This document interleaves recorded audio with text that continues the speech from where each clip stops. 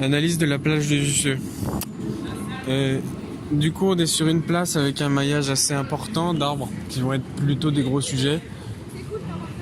Quoi dire d'autre? On a deux types vraiment de pieds d'arbres. On a des pieds d'arbres des gros sujets, donc on en a un seul. Plus les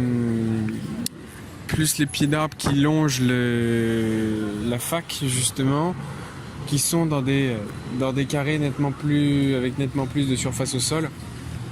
Mais étant donné que les populations de ces arbres-là n'ont pas encore été modifiées, ça laisse présager d'un arrachage futur et pour les remplacer par des paulownia pour rester sur une continuité. En tout cas, le plus gros problème avec les paulownia, c'est que ça fait une ombre assez présente pendant toute leur feuillaison. Et ce qui empêche de mettre pas mal d'espèces. Le fait aussi que ce soit instabilisé annonce une terre de très mauvaise qualité en dessous, donc un fort apport en terre nécessaire parce qu'il va falloir décaisser sur 20-30 cm. What else? Donc vous proposez, compte tenu du trafic, une façon de protéger ces zones de pieds d'arbres là. Comment vous imaginez ça? Là, on a pas mal de solutions. On a notamment quelque chose qui serait à la fois esthétique et efficace. On va avoir les gabions qui vont offrir une très bonne protection des pieds d'arbres, des plantes qui seront sur les pieds d'arbres et permettront également de monter le niveau de la terre en fonction de la hauteur du gabion. Après, il peut être rempli avec divers matériaux. La plupart du temps, c'est des roches, c'est des enrochements qu'on met à l'intérieur. Après, selon le maillage du gabion, on peut mettre plus ou moins ce qu'on veut. On peut même imaginer de le remplir simplement de terre. Ça peut être faisable aussi, moins esthétique, mais faisable, et moins cher aussi. Donc ça reste une très très bonne solution, parce que les gabions, ça reste très solide. Et réutilisable, j'imagine, si vous allez sur un autre site. Et réutilisable, mais notamment si on prend du gabion, c'est fait pour rester. C'est pas fait pour être redéplacé plus tard, vu que c'est une structure qui pourra même aller jusqu'à servir de banc pour la population. Donc vous imaginez éventuellement que vos pieds d'arbres deviennent pérennes, qu'ils restent toujours installés, que ce ne soit pas juste un événement. C'est le but du pied d'arbre pour moi, c'est de créer un événement permanent, de faire un peu plus respirer un lieu, parce que le stabiliser, c'est de la matière morte, c'est pas de la terre, c'est pas vivant.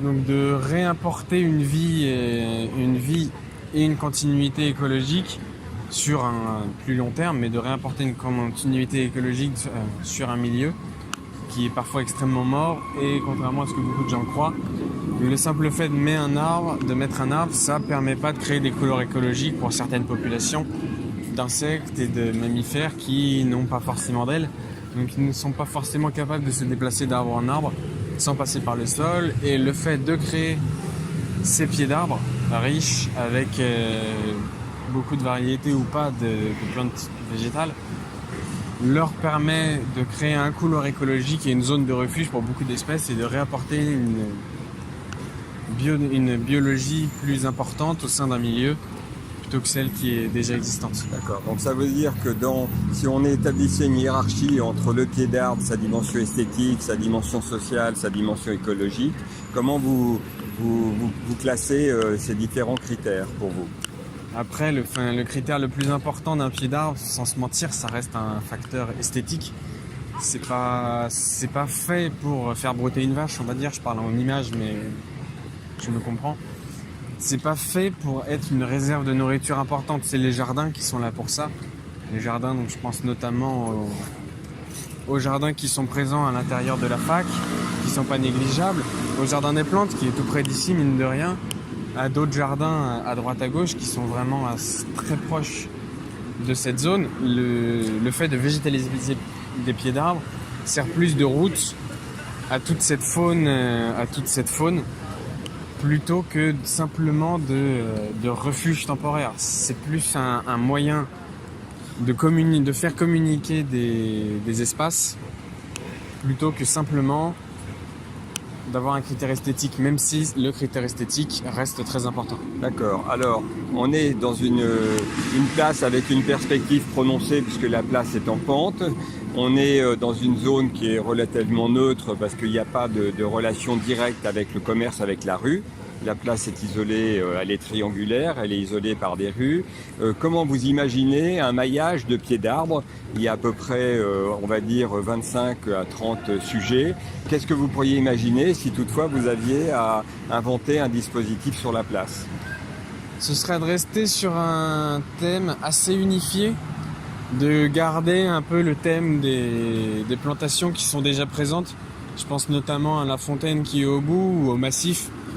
Aux massifs qui sont au pied des platanes et à la fois au jardin qu'on voit depuis la place de la fac, de rester sur cette thématique, de pas trop diverger pour pas créer un choc visuel parce que c'est un fort lieu de passage, donc on veut pas attirer l'œil, on veut faire en sorte que on veut avoir une vision agréable sans choquer l'œil. On ne cherche pas à avoir un massif remarquable de jardin à la française par exemple avec une forte coloration de fleurs.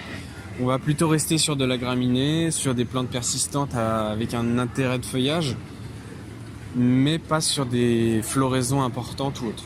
D'accord, donc ça veut dire qu'on peut considérer que dans un contexte comme celui-là, vous êtes plutôt dans une dynamique d'accompagnement du végétal par rapport à de l'existant, plutôt qu'à créer un événement singulier sur la place.